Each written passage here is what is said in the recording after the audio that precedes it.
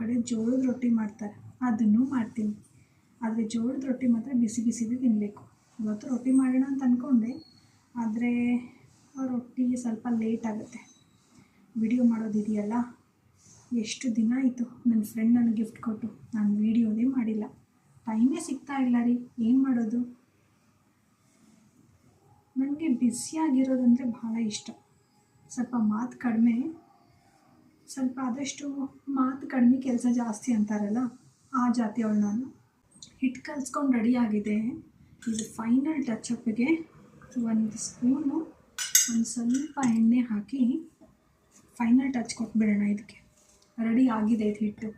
ರೀತಿ ಹಿಟ್ಟು ನಾದೋದ್ರಿಂದ ಚಪಾತಿ ತುಂಬ ಸಾಫ್ಟಾಗಿ ಬರುತ್ತೆ.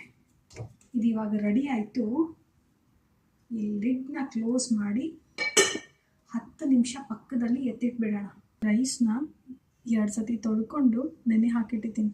ನೆನೆ ಹಾಕಿಡೋದ್ರಿಂದ ರೈಸ್ ಉದ್ರುದ್ರಾಗಿ ತುಂಬ ಚೆನ್ನಾಗಿ ಬರುತ್ತೆ. ಅದಕ್ಕೆ ಇದನ್ನು ಕೂಡ ನೆನೆ ಇಟ್ಕೊಂಡಿದ್ದೀನಿ.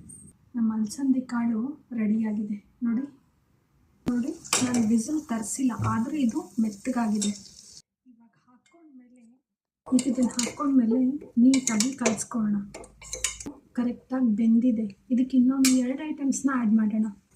ಮೇನ್ ಇಂಗ್ರೀಡಿಯೆಂಟ್ ಅಂತ ಹೇಳಿದ್ನಲ್ಲ, ನಾನು ಕಸೂರಿ ಮೇಥಿನ ಆ್ಯಡ್ ಮಾಡ್ತಾಯಿದ್ದೀನಿ.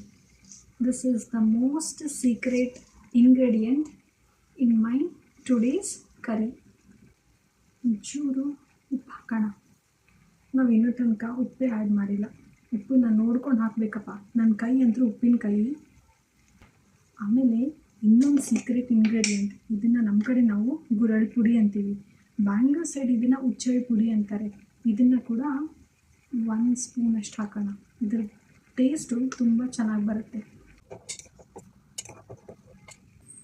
ಇದಕ್ಕೆ ಒಂದು ಸ್ವಲ್ಪ ಕರಿ ಮಸಾಲ ಪೌಡರ್ನ ಆ್ಯಡ್ ಮಾಡೋಣ. ಒಂದು ಸ್ವಲ್ಪ ಸಾಕು, ಜಾಸ್ತಿ ಬೇಡ. ಸೊ ನಮ್ಮ ಕಡೆ ಎಲ್ಲ ರೆಡಿ ಆದಮೇಲೆ ಒಂದು ಸರಿ ಇದನ್ನು ತಿರುಗಿಸಿ ಹಿಂಗೆ ಬಡಿದ್ರೆ ಪಲ್ಯ ಆಲ್ಮೋಸ್ಟ್ ರೆಡಿ ಆಯಿತು ಅಂತ ಅರ್ಥ. ಒಂದು 2 ನಿಮಿಷ ಇದು ಹಬೆನಲ್ಲಿ ಬೇಯಲಿ. 2 ನಿಮಿಷ ಆಯಿತು, ನಮ್ಮ ಪಲ್ಯ ರೆಡಿ ಆಯಿತು. ಇದು ಪಾತ್ರೆ ಮೇಲಿನ ಲಿಡ್ನ ತೆಗಿಯೋದು ಬೇಡ. ಹಬೆನಲ್ಲಿ ಒಂದು ಸ್ವಲ್ಪ ಬೆಂದರೆ ತುಂಬ ಟೇಸ್ಟಿಯಾಗಿ ಬರುತ್ತೆ. ಒಂದು 10 ನಿಮಿಷ ಆದಮೇಲೆ ಇದಕ್ಕೊಂದು ಅರ್ಧ ಲಿಂಬೆಹಣ್ಣು ಹುಳಿ ಹಿಂಡೋಣ. ಪಲ್ಯ ತುಂಬ ಟೇಸ್ಟಿಯಾಗಿರುತ್ತೆ. ಇವಾಗ ನಾನು ಅನ್ನಕ್ಕೆ ಇಡ್ತಾಯಿದ್ದೀನಿ. ರೈಸ್ ಕೂಡ ರೆಡಿ ಆಗುತ್ತೆ. ನನಗೆ ಅಡುಗೆ ಮಾಡುವಾಗಲೂ ಗ್ಯಾಸ್ ಕುಕ್ ಟಾಪ್ ಕ್ಲೀನಾಗಿರಬೇಕು, ಮಾಡಿ ಆದಮೇಲೆ ಕ್ಲೀನಾಗಿರಬೇಕು. ಇನ್ನೊಂದು ಐಟಮ್ ರೆಡಿ ಮಾಡೋಣ, ನುಚ್ಚು, ಜೋಳದ ನುಚ್ಚು. ಲಾಸ್ಟ್